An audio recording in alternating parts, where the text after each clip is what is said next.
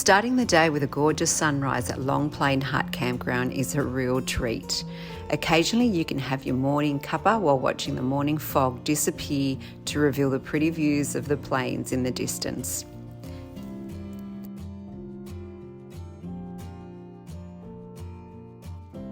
Now it's time to set out to see the Cooinbil Huts, which is off Long Plain Road. There's a campsite there too, which there's no vehicle access during the winter time. So check the weather before you head out, as Long Plain Road can become boggy as well when it's raining.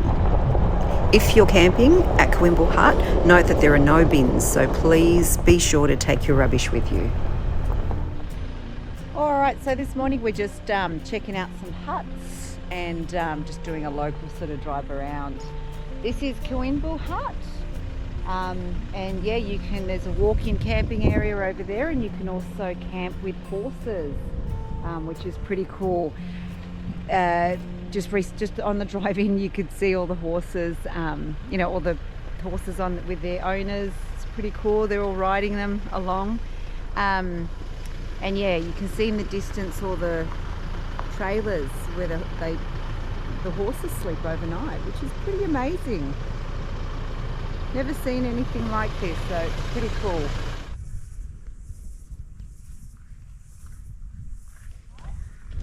So this is the Cooinbil Hut.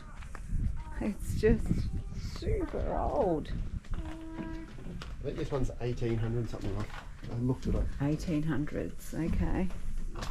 Wow. Oh, pretty incredible. Cooinbil Hut, some information. Oh, Sienna, there's a visitor's book. It's constructed in 1908. Okay. There is a what? A visitor's book there. You can draw a little picture. What? You can write our names in. What?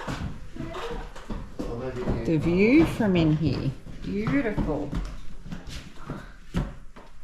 Wow. So, here's some history. Looks like they've probably done some restoration work.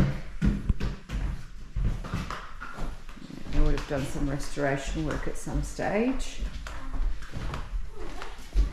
But yeah, look, all the floors are all original.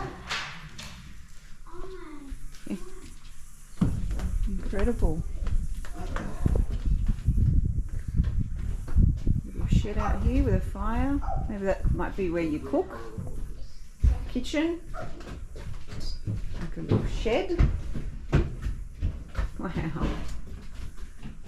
Wow. That's where you hang your billy and your chain. Is Probably do there all any your prep work here. Yeah, who knows? But yeah, these are refuge huts. Seriously? There's no mirror than here. And there's the camping area where you can camp with your horses. No! You can hear the horses in the background. 1, 2, 3, 4. Hello! There's a few of them. I see 4. 1, 2, 3. You counting them, Sienna? Wait. You counting them, Lincoln, as well? There we go. We've written on the book. I drew this picture. Yeah, very good. It says the 4th of January 2022. Pete, Maria, Sienna and Lincoln. So just reading up, there's a plaque here, and there's some information on slabs, which gives you a lowdown on this hut. And so during the grazing period, which was 1800s to say 1960s, there were stockmen that were placed here to look after all the cattle and the sheep, and they used to have blowfly problems, and they would spoil the meat all the time. So the stockmen were, what they were paid, it says there, about $6 a week, in pounds. Well, it says in pounds, but that's equivalent to $6 a week. So they were paid really minimal wage, and given, say, the bare essentials like bread and milk, etc. So yeah, all these blowflies would just come and spoil all the meat, right? So they would have to you know, come up with fly-proof ways of conserving the meat. So what they would do is all these this is original, it's an original slab, or one of the floors or maybe the walls of the hut. They'd have to use these aluminium parts to sort of seal it in and not have the flies come in and spoil the meat. So yeah, it was a tough life back then. I'm assuming that, I don't know what this shed was, but this could have, I don't know, they could have had some cattle in here. Who knows what this shed was for. But pretty incredible to think it was such a tough life back then. We're such Nancy's when we think about it these days. We complain about the smallest things, and gee, it was a hard life for them back then. Yeah.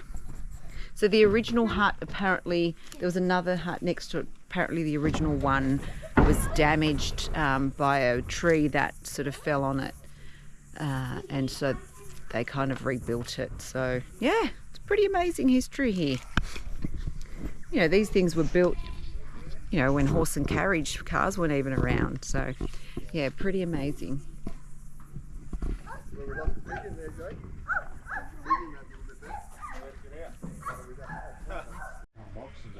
There's been over 100 horses here. Oh, did he? Restricted it now. There's only, can only get 20 things. So I was just talking to one of those guys back there, and they've been camping here all their life pretty much, and he was saying that there used to be a creek, well there's a creek that runs along there, and there used to be a little pipe that they used to they established there throughout the years, and they'd siphon the water from the creek for their billies.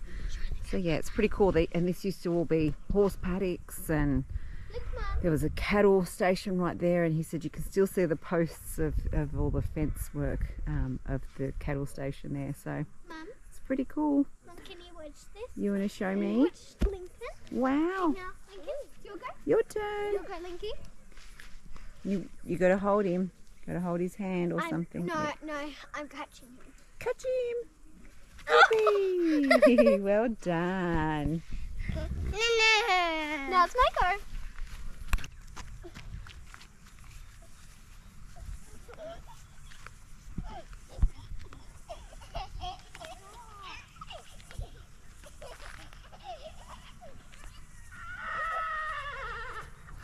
So this is where people camp with their horses. You can see horse stables there on wheels in the distance. Yeah, it's a horsey.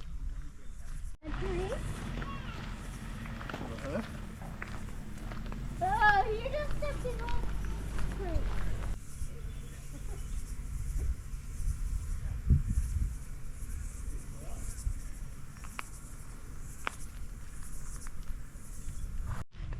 Look at these huge setups to accommodate horses and the families. It's pretty amazing. Now we're off to explore the Coolemine huts. The remote Coolamine homestead is located between Coolamine Mountain and Blue Waterholes Campground along Blue Waterholes Trail. Alright, so you come toward Coolamine homestead. It looks like there's two huts here which we'll have a look at, and the Blue Waterhole is 2.7 k's up that way, so we'll check that one a bit later on.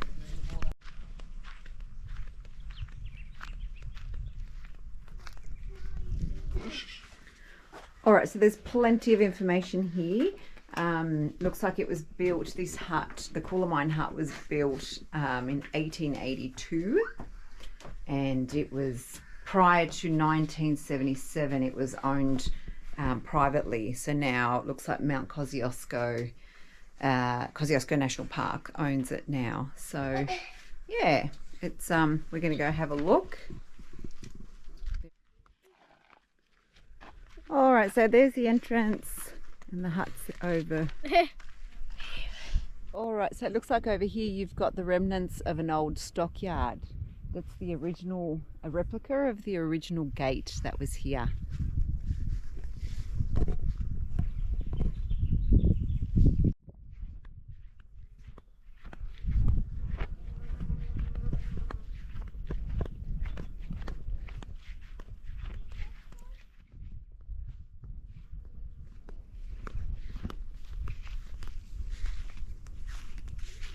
incredible.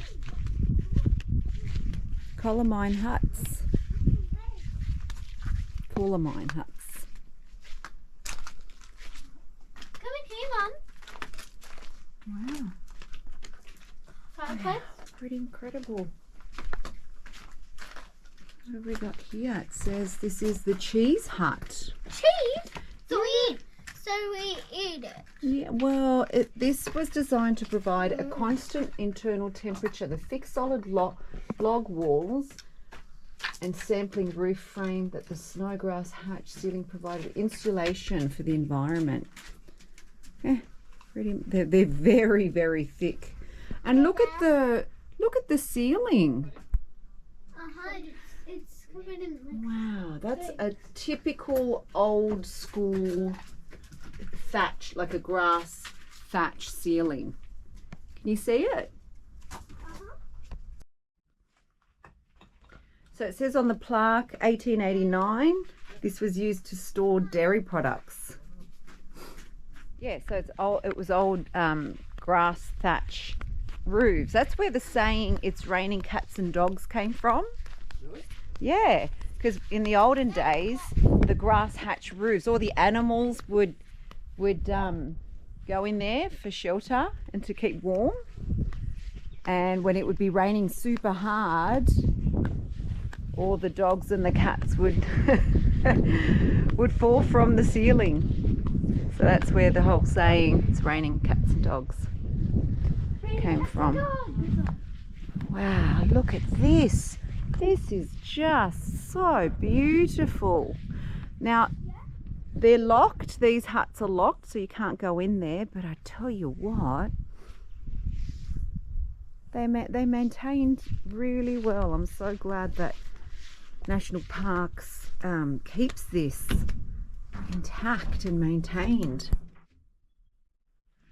All right, we're going to see.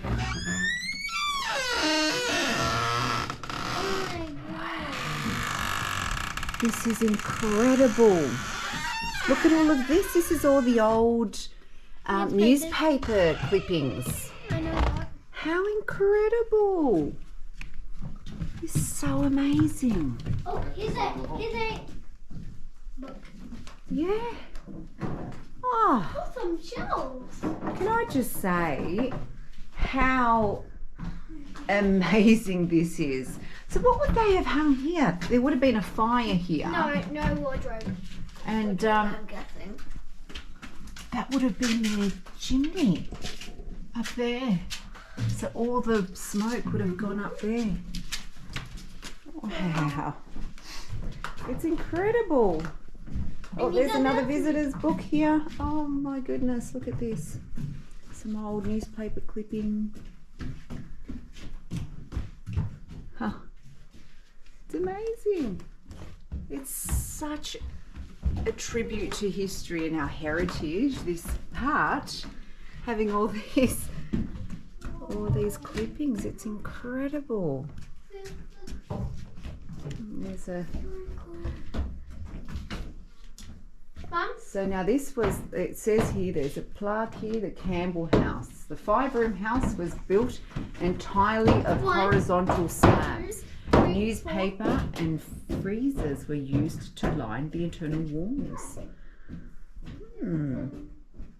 They even used horsehair for insulation. Wow. It's amazing.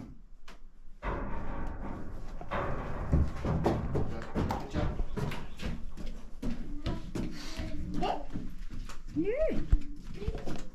Another fireplace. Another room here. So they literally used newspaper as insulation. It says 1939 on one of them. Okay, yeah, okay. Horseshoes built in. Oh, okay. Hang, I don't know what To hang things. But yeah, well, it makes sense. They even used, I've read over there, horsehair for insulation as well as newspaper to insulate the walls. I wonder if that's horse. Let's see up here. What that is? No. No. Look at this mantle. You'd be hanging all your clothes here to dry them in the winter time by the fire. This is just incredible. That's pretty cool. Chaplin. Charlie Chaplin.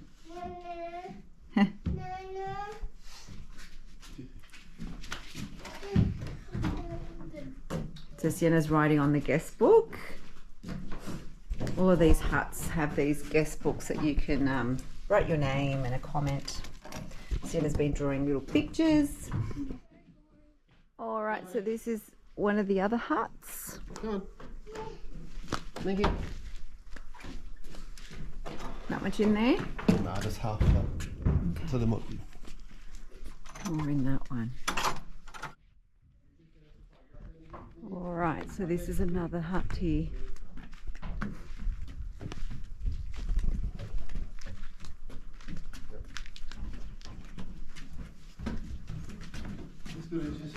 Oh, I didn't. Ooh.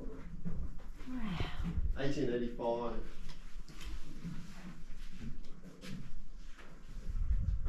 The Southwell House.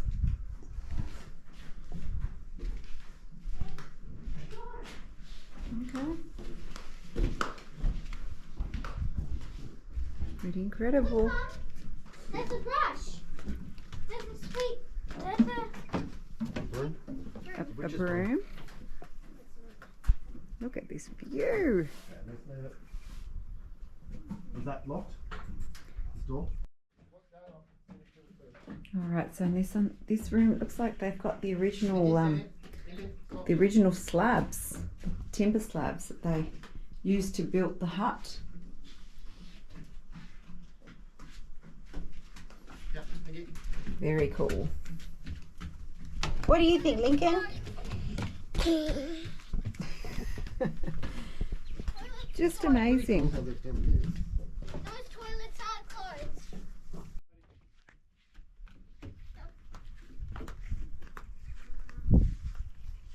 So impressive.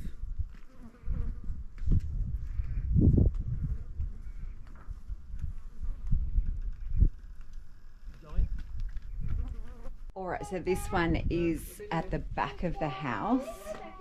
It's a smaller little room separate from the main house, and this was the kitchen. So people used to have to cook in rooms outside of the houses back in the day. So they wouldn't obviously catch their house alight, I guess. Pretty cool. You've got some old Hessian sacks. Some old things that they may have used for cooking. And obviously that's where they'd make the fire.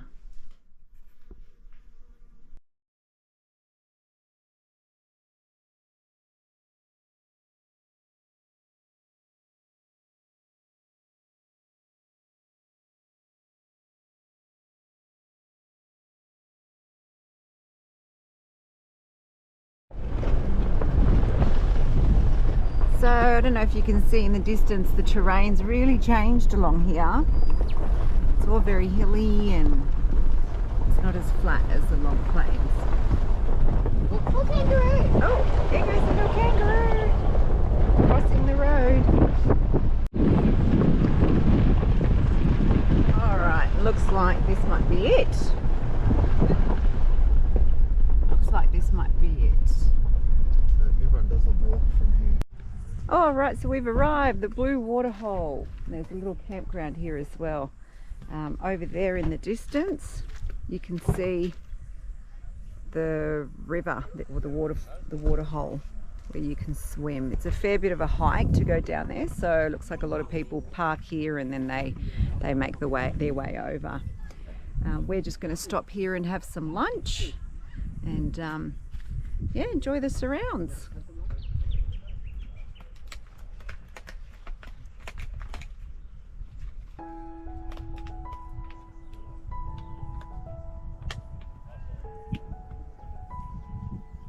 All right, we're going to start the Blue Waterholes walk, and that's going to take you, we were told by somebody that it's going to take you to like cave entrance. Yeah, so a cave entrance down the track, so that should be pretty amazing.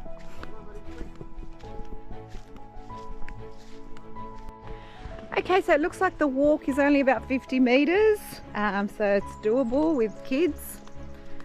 And here's the little lookout, which is just incredible. Look at this. I've never seen a cave like it in my life. It's amazing.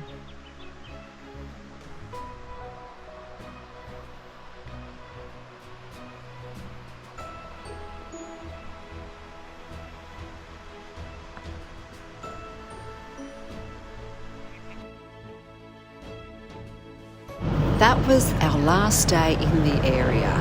Long Plain Hut was just beautiful, along with all of the incredible places nearby. The Coolamine Homestead collection of huts was such a great insight into the Snowy Mountains high country heritage. We loved every minute of our stay, and we highly recommend you come check out this area.